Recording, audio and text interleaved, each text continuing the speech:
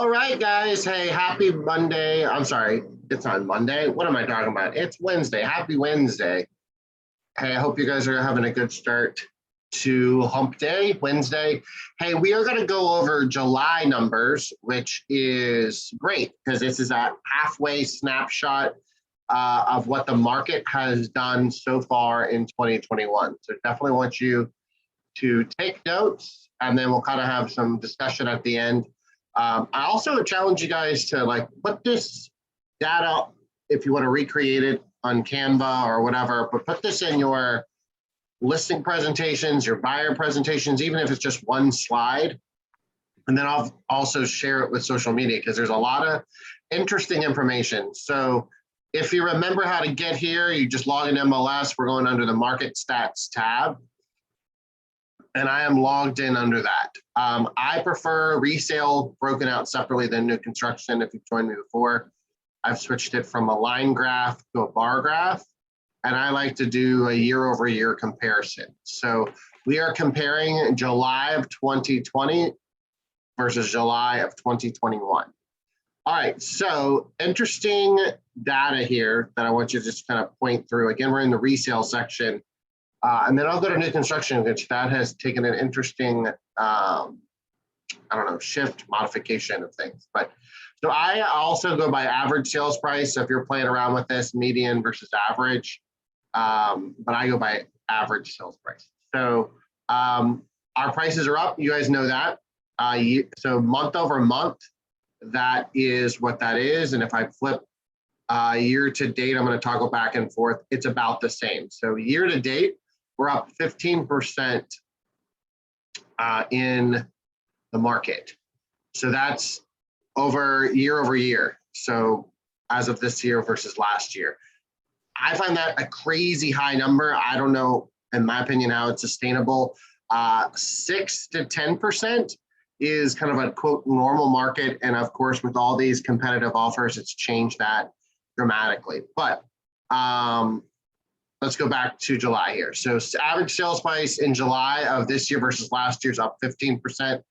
This is something interesting. New listings in July is up 13%. We had 2,400 houses come on the market versus 2,115 last year. So we actually have more inventory than we did have last year. So interesting. Everyone's saying low inventory. I've been saying this forever.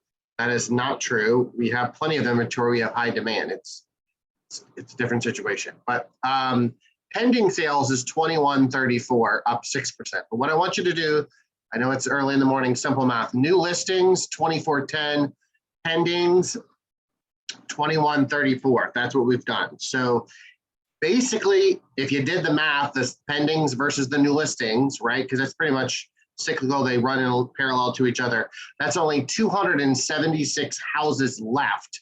So once we list the properties at 2410 and we then write offers, they get ratified at 2134, in July, we only had 276 properties left.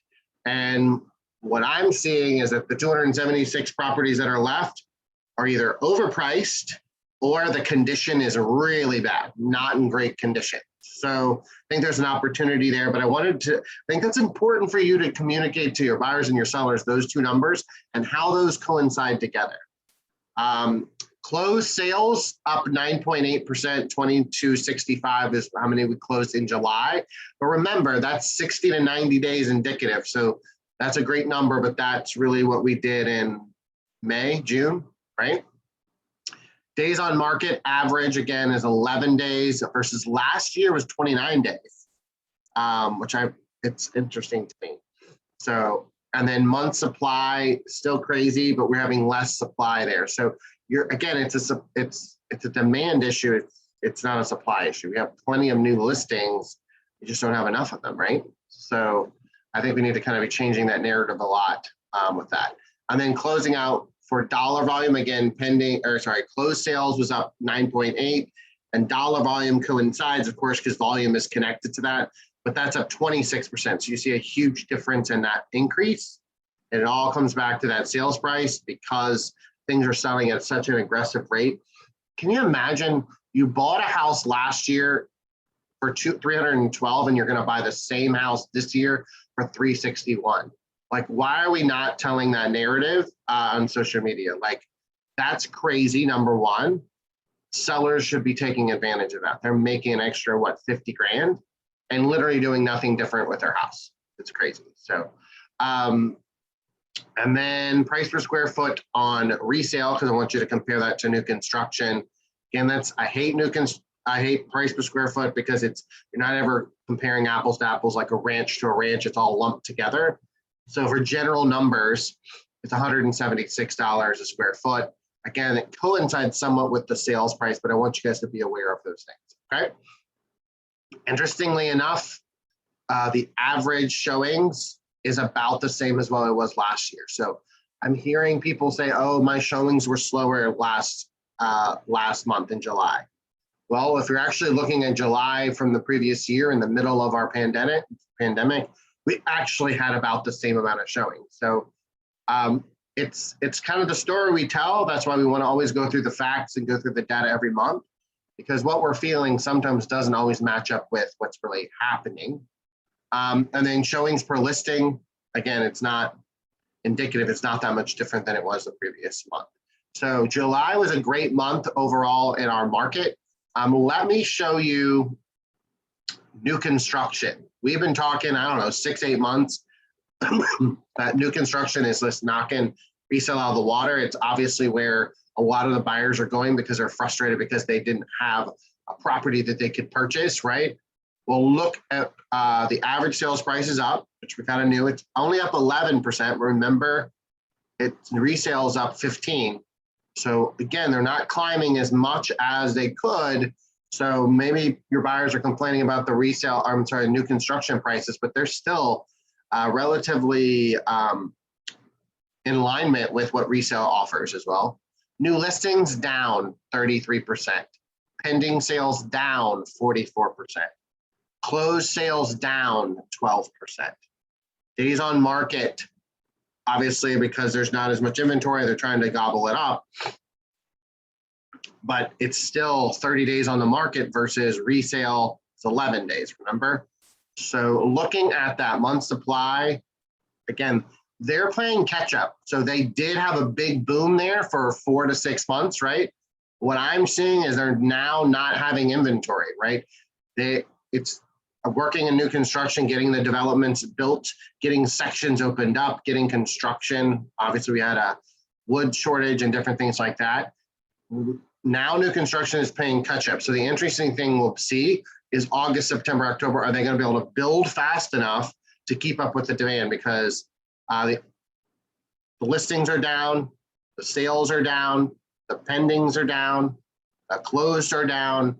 So all of those indicate that they're now kind of chasing this train called the market with low inventory or high demand, however you want to slice it. And so ultimately, I hope that there's some new construction, because you realize even if you guys don't sell anything new construction, that always is the lead indicator for resale, right? Same thing in car sales. My father is in the car business. New car sales, if they're down, then it always affects the resale cars, right? I always want you to think about, you always want to look at new construction. Again, not if you're not interested in selling new construction, that's fine, but it's always a lead indicator. It feeds into, it's like a food chain. It feeds into resale, because a lot of people will eventually sell resale, move to new construction, whether they're move up market or move down market. It's always the indication of that. So that's an interesting change in the market overall. So that gives you a little indication of a little movement. I did want to go back before I switch to the area MLS. I want to go year to date and just make sure we kind of have a good snapshot on what's happening so far year to date, because I'm going to mute you. Because I want you guys to have a clear, good understanding of how the market is so far in 2021. So again, we're in resale. This is comparing year to date. So January to July, all the way through this year, comparing it to last year. Pandemic, coming out of this pandemic, minus the Delta variant. But Sales price up 15%, new listings up 7.5. I think that's interesting because again, we're saying we have no listings. Well, we actually have more listings.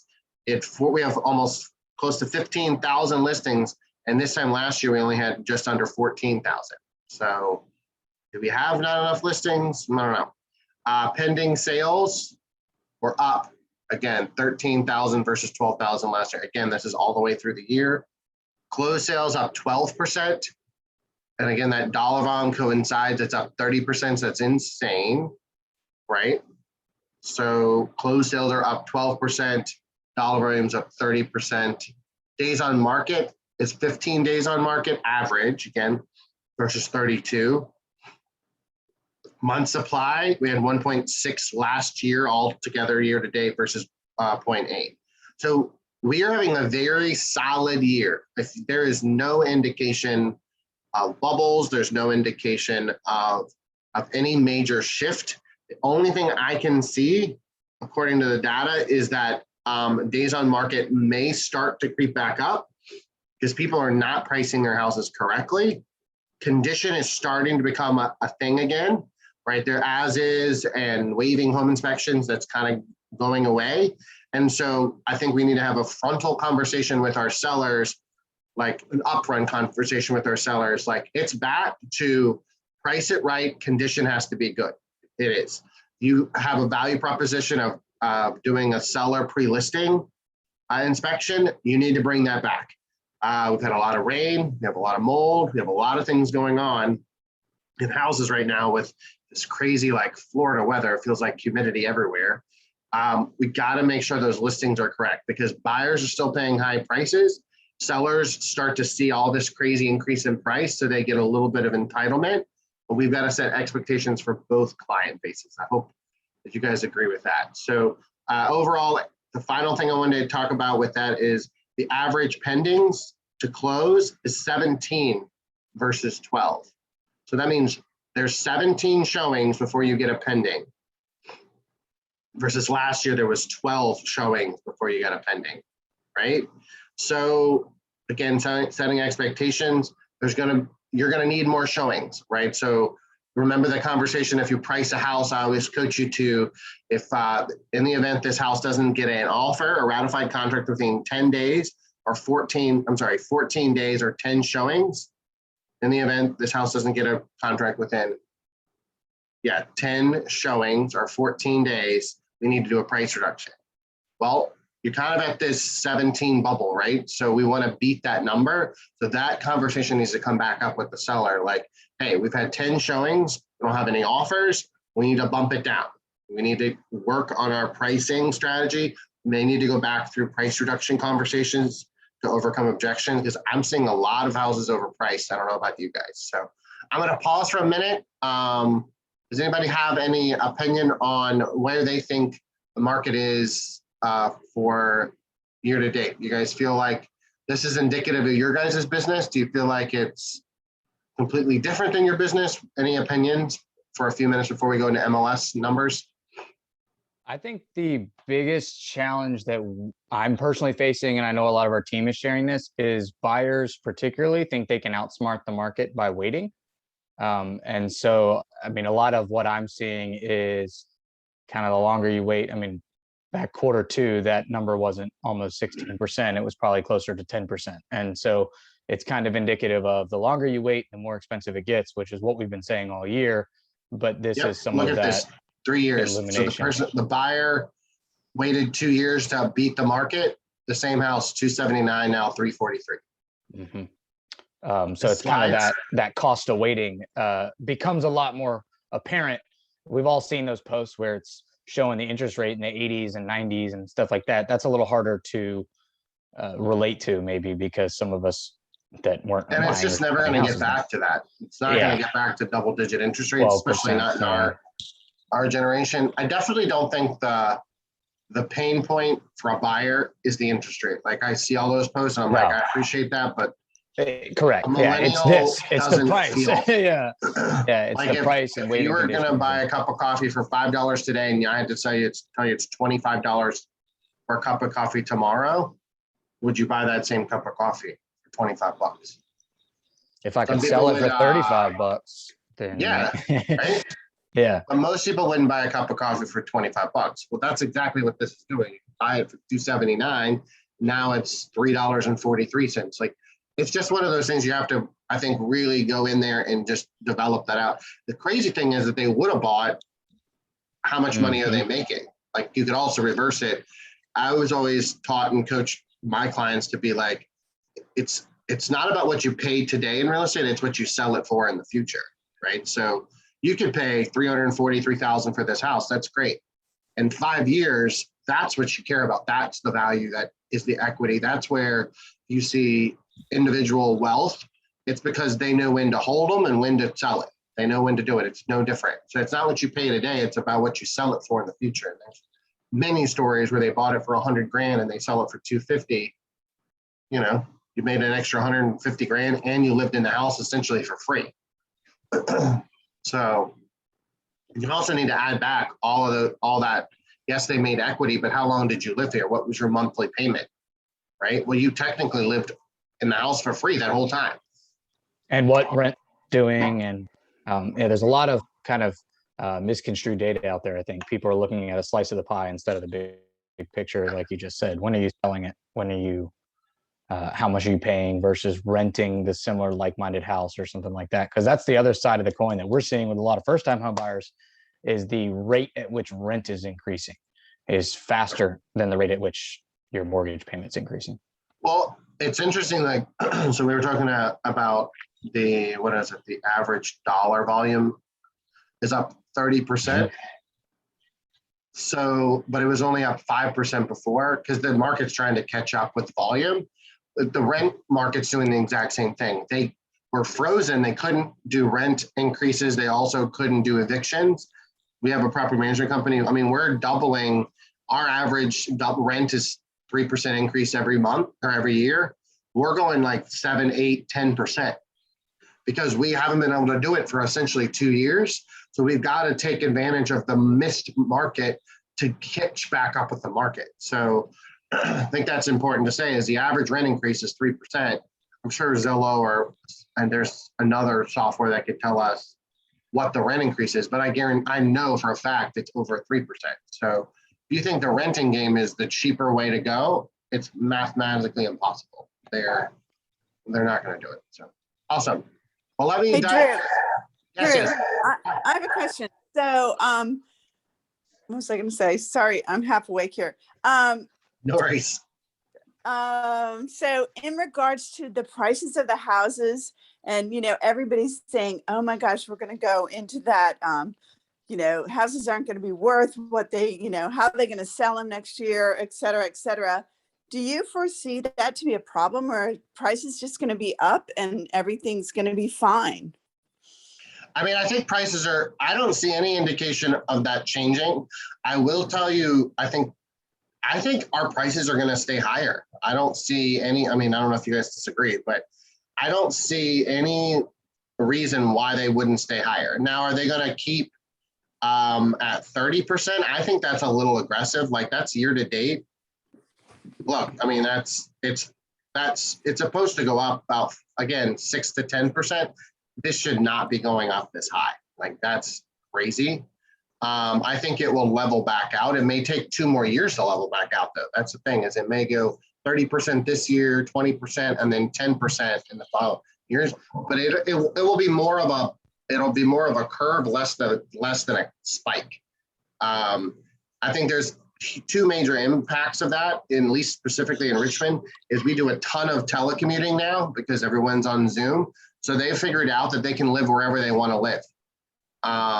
And Richmond's still relatively inexpensive to live. And then because we're so close to DC, a lot of those people are shifting further for more affordable housing. And I know it's crazy that we think affordable housing, is our pricing, but it is. Our price is much more cost effective than like a DC kind of thing. So what is it? But what about the houses that, they paid $40,000 over appraisal? Are they going to be able to sell them? I guess that was mainly. Well, I think you need to do the math and how much did they pay over? Did they pay like percentage wise? Did they, I mean, yes, 40,000, but let's say it's a $400,000 house. What is that?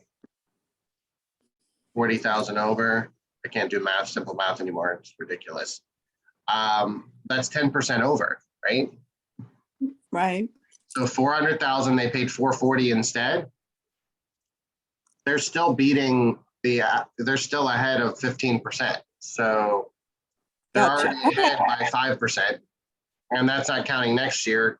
You know, I always think there's still the rule of thumb is you need to stay in your house at least 3 years. But I mean, we saw, didn't you have one that they bought it last year and they sold it this year? I think, or somebody did. I had one that they had it 2 years. Yeah. And they made money, didn't they? They made big 50 grand. Yeah. Yeah. So I think, I mean, I don't think, as long as these, if you're looking at the average sales price, if we're above 10%, they're making money right now. And when we start to see this bubble go down, I think then we need to talk. But I think that, again, I don't think you're going to be paying 40,000 over asking at that point. I think it's just going to curve and then it'll soften a little bit. We need to get back to 6 to 10%, 15, 30%. I mean, these crazy numbers that we're seeing are not good, my opinion. Just for Richmond market. I'm sure the property tax people love it because they're getting a lot more tax money. All right, so let's kind of go into area numbers real quick. So I wrote down a few, kind of let's start with just the cities real quick. Resale, okay. So Richmond's doing well at an increase of 20%. Inventory is good. These are year-to-date numbers, by the way.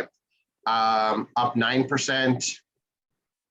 Pending sales up 10% and closed sales up 19 with dollar volume up at 43. So in that bubble in Richmond area 10, all indications show that they're still in alignment with how regular market's doing. So if you work in area 10 in Richmond, it looks very healthy. I'll look at area 20, which is slightly different, much more dramatic differences. Still, even at that high price point, a high increase there. New listings are up. Again, there's inventory. There's more year to date. We have more inventory than we had last year. Pending sales, more than we had last year. Closed sales, almost double that we had or 12% versus the pending, right? And that's a good thing. That means that it'll be able to kind of keep absorbing that market. And then days on market, things are selling faster than they did last year. So Richmond's doing really well. It's just indicative of kind of people are moving to areas that they didn't possibly move to before the pandemic. All right, let's look at Henrico, area 22. Prices are up, which we know in Henrico, that's normal. Listings, almost the same, just a few units different. But it is up. Pending sales up. Again, a few units. It does move the needle a little bit. And then closed sales is up. Again, 7%. Days on market is down. Month supply, 0.6. So days on market average was 11% overall. Sorry. And now it's 12. So area 22 is holding the same values and everything's kind of falling in alignment with that. So 34, let's look at that. This is where it's dramatically different. I mean, if you're comparing 32 to 34, a lot different, right? So sales price up 17, new listings 13. So there's a lot more inventory there. Again, we're in resale. Pending sales 9, up 10%. Days on market down to 9 days, and supply is down to literally like half a month versus 1 month, right?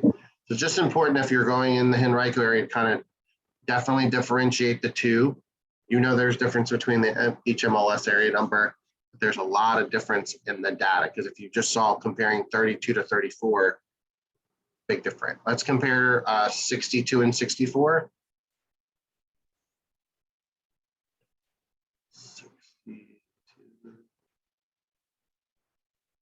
All right, so 62 prices are the same house. Last year's worth 311. Now it's worth 365. That's insane. New listings, you're barely up, but you guys are. So again, it's 10 units almost on the dot there, right? So there's the same amount of listings, but the pending sales are up 3.7. So that's the problem is, yes, you have the same amount of houses, but you have more buyers. Again, if you did the math, I'm doing 1368 in the houses that I'm listing, and then we're taking buyers out and getting them under contract 1244. There's only 124 houses left year to date. And if I were to flip this to the monthly, pending sales are down for that month, and new listing sales are slightly down. So 207, 193. There's no houses left. That's the problem. There's 207 houses listed, and in the same month, 193 were sold. That means there's only 14 houses left. So if you're in Area 62, that's the type of conversation to have with sellers. It's literally say, we're still listing a lot of houses, but the demand is so high that there's only 14 houses left after it's a swap. I always joke, it's kind of like a Pac-Man game. They're just gobbling up everything that there is. And then closed units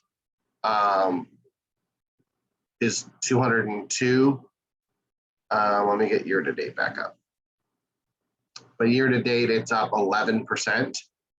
Days on market, it's down to 9. Again, average month supply is half a month. Versus this time last year, we had a 1.3. So we were all crazy, not happy about having only a month of inventory. Now we have only a half a month. I was doing a search in Area 62 the other day, and I was like, there was only 34 houses that came up. And I was like, where the hell are all the houses? Did I filter it wrong? There's just nothing in there, right?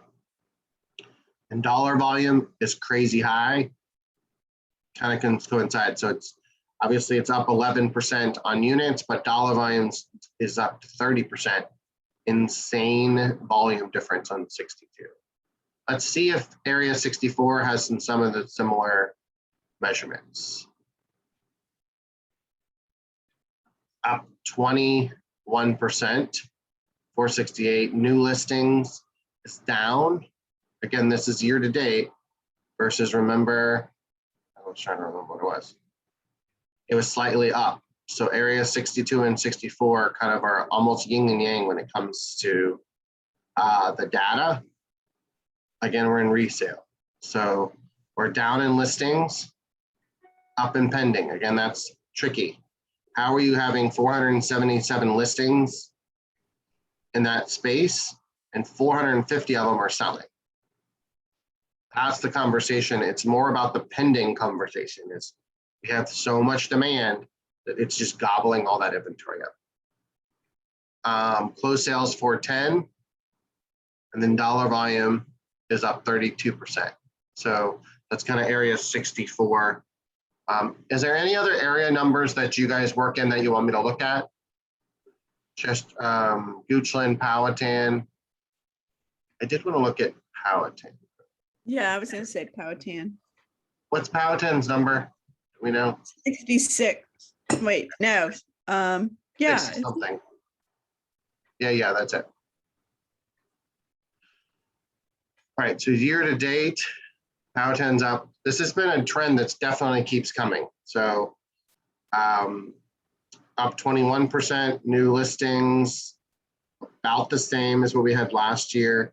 Pendings up 271. Again, new listings, 321. They've gobbled up 271 of those same ones. Closed sales up 1%. Days on market down to 17 days. So you definitely see days on market. The average in Richmond's 11, like all MLS. So it does stay on the market in Powhatan slightly more, not crazy different. But if you have listings in Powhatan, don't freak out that it's on the market for 15 to 20 days. Like that's normal in that space. Month supply down. And we had almost 2 months last year to date. Now we only have less than a month, right? So if you're looking at Powhatan, I know a lot of people going out to Powhatan. They've lived wherever they live, the city in Chesterfield, and they're moving further into rural areas. I was reading an article just nationwide, people are moving to kind of a little bit more air, a little bit more acreage, a little bit more elbow room. So it's interesting. They're building more of these townhouses where they're just stacked on top of each other. But a lot of people are wanting to get a little bit more elbow room, kind of build out, I would say pimp out their backyard with that hardscaping and fireplaces and stuff.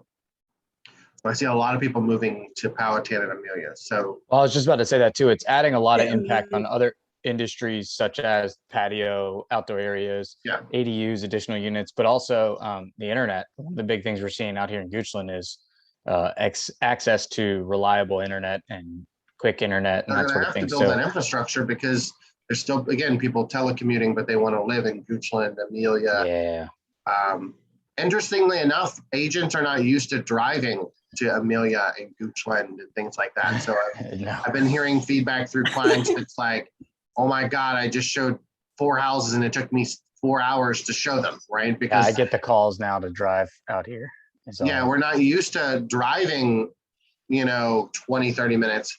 I was showing Kim's buyer a couple months ago and it was a 45-minute drive one way. And I'm like, Lord Jesus, he better buy this house. But anyway, he did not. I wanted to kill him, but that's fine.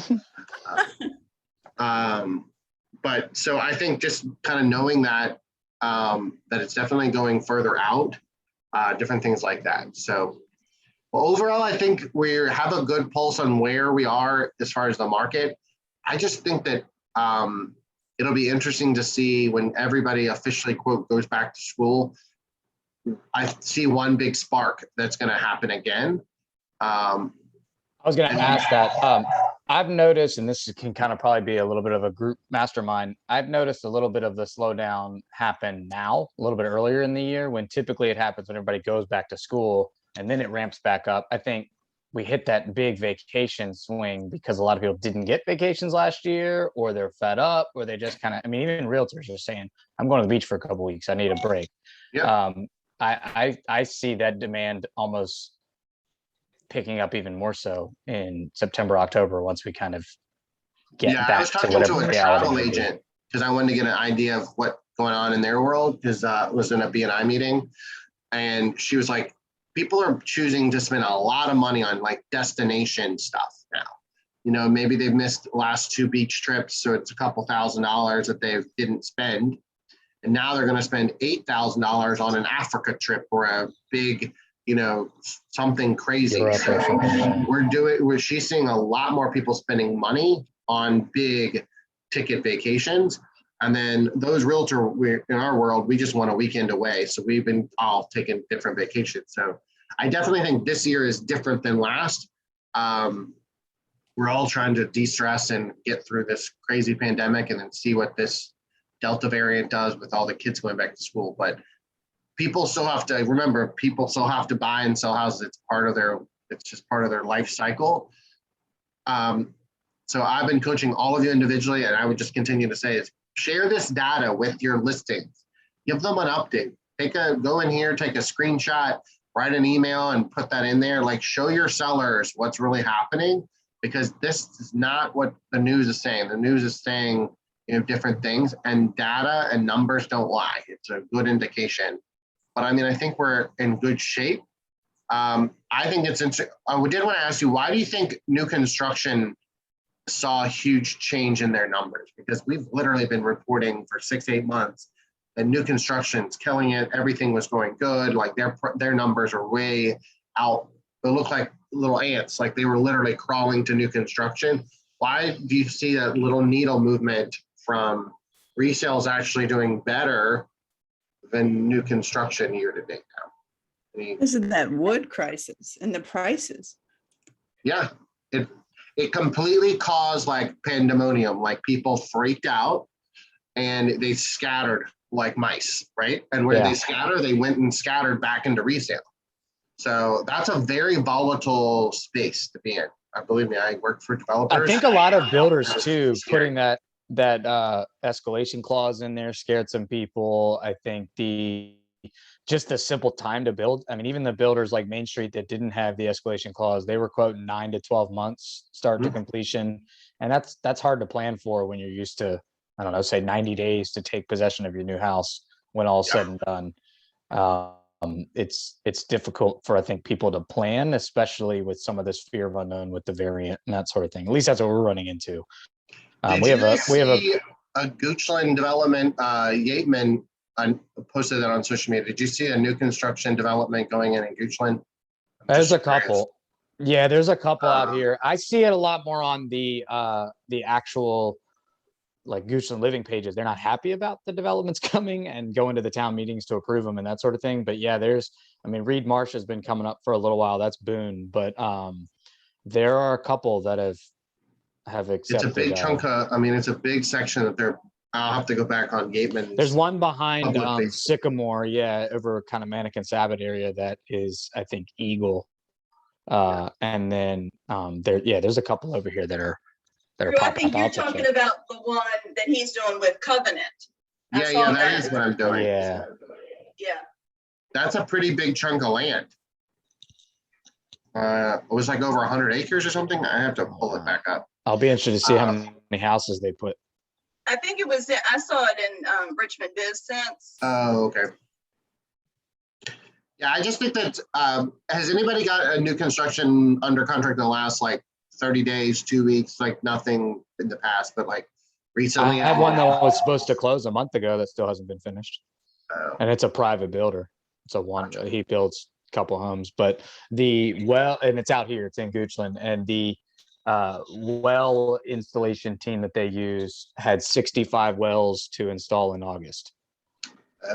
So normally they do about 5 to 10 a month, to put it into perspective. So I don't think this new construction, these numbers are I just keep trying to find out in Magnolia Green when they're gonna build the 55 and older extension off of the Charleston Club, and the builders won't even tell you anything. And a client of mine is building with Shell Builders, and it's gotten really delayed. And I keep asking her, will you ask them when they're going to build that? Because they're going to be part of that. And Mosaic was like that. Everything's got to stop. What'd you say, Austin? I didn't mean to cut you off. I was saying Mosaic at West Creek was like that too, which Shell was in there with a couple others. But that's didn't you I was just going to say. Yes, I was going to ask, does anybody know anything about Mosaic, Austin?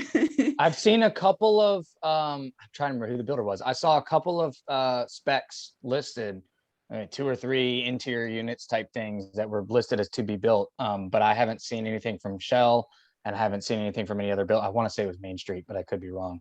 It was a common one that I saw 2 or 3 listings the other day, and that was it. Because Ann's got a buyer that wants to get in there, I think. Yeah, and I was told Mosaic was coming right around the corner when we were working with Rivermill, when Rivermill was getting going. So it's 3 or 4 years behind, I feel like. 2 or 3 years behind, but yeah, I don't know when. I agree. Interesting. Well, that's kind of the market of the moment. That gives us at least halfway through the year. I can't even believe that we're basically almost in September and the kids are going back to school and all that craziness. But this has been a roller coaster of a year, but I feel like all data signs point to it's going to be the same. It's a lot of the same. I think we're going to have another spike. I don't know that we're going to have this crazy acceleration, people paying 30, 40,000 over for the fall market. We'll see. I think paying asking or above. I've even had many of you guys say that you've got closing costs included in your offers lately. I think sellers caught up. I think sellers are pushing the envelope a little bit more. I think the list prices have caught up. At the beginning of the year, we were seeing some lower list prices. And now that we're seeing some more data come out, I think you're not seeing those crazy offers because the list prices are a little bit higher. Now, at the same side of that coin, I think the offers that are coming in are still strong. Yeah, people are a little bit more aware of. The only thing I see is sellers are not fixing their house correctly. No. Pre-inspections or whatever, they know there's certain things that are wrong with the house and they're like, I don't care. We've run into a couple of disclosing issues lately where things should have been disclosed that weren't, underground oil tanks and stuff like that. I mean, it's just, I feel like you're doing a disservice to the seller because they're coming in with this big head, like, well, I'm going to sell my house for 400,000. I thought I was only going to get 350. Okay, but now it's dented, like a dented can on a shelf. Like there's a roof leak, there's a mold, and you knew about it. Like, so we got to really be careful. Like, if you want a shiny new penny price, it has to be a shiny new penny. Like that's, the consumer is not an idiot. Like they know it's all about market value. They know what they're paying and the condition. They have eyeballs. Like, If so anybody's got a good contract to have the seller sign when you do a pre-inspection to make sure they look at it. yeah, I would you had love one the it. other day. Yeah, I've had two recently. Well, no, I don't know, but it created a nightmare. That's all I can Yeah. say.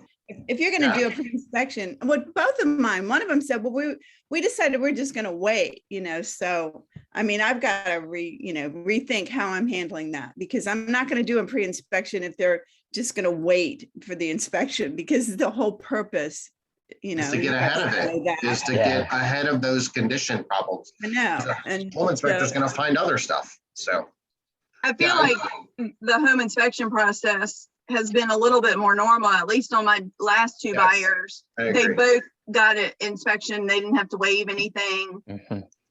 Yeah. But But my last listing, the buyer waived the inspection, which I was shocked on that property, but Really? I definitely think there's still going to be pockets where you're going to have to waive stuff, niche neighborhood, certain price points that are just take it or you're not going to get it. But I do think that era might be cooled off, and I think that's good. For liability, I just think what we were coaching to do, I mean, we had to get the houses, but waiving inspections, of course, we had the whole issue, like people were waiving HOA when they legally couldn't waive HOAs and stuff. So I'm glad that's gone. That was freaking me out. So Drew, one little tidbit, off market has picked up again for us. I have, as a team, it's not just me, but as a team, we have 6 or 7 off market listings right now that are coming up that want to do off market. So what do you think the reason those upticked for? What? Kind of what we were just saying. A lot of them don't want to do the time, energy, and effort to make their house as show ready as it could be. And so it's, I think the way I explained it to somebody the other day was, because of the relationship we have a lot of times with these sellers, we're able to find out that their why for moving is more important than bottom line. Bottom line might be the second or third strongest reason for selling, but really it's a timing issue, or it's a lifestyle or a job or whatever. And so if we really harp on that, oftentimes off market or controlling the narrative works a little bit better for everybody. Now, are they now we selling do discount off commissions. market though? Are they selling, or do you think they'll transition to a regular MLS listing? I think most of them will sell. I think some of them, because I mean, some of them are like 325 in Walton Park. That's Amy's house. I mean, it's like, okay, that's, well, we should be able to sell that one. And then some of them are like, we have a 2-bedroom condo. That one might be a little bit harder because it's been an investment and a rental for like 9 years. So we have some that are, and I'll post in the team Did you page guys, about all this stuff. Gossip, did you guys know Amy bought a house? Did I You know, or didn't did own one team know? before? Yeah. She bought a Amy house. Huey bought a Amy house. Huey Yeah. bought a But house. she didn't buy a house. She didn't have one before. That's She so lives funny. in one, and she bought another one. Mm-hmm. But But you she's lived in her current house 21 years. So that was a very did big that, deal. didn't you, Drew? What's Didn't that? you own 10 rentals and you lived in a rental yourself? Yep. Right? Mhm. That's exactly the. Yep. That's exactly And true. Brianna Walker on our team did the exact same thing. That's funny. So we had both of them buy a house, and I'm like, yeah, y'all can't find houses for your buyers, but you can find them for yourself now. So that doesn't make us any money. We're by not the as way. picky.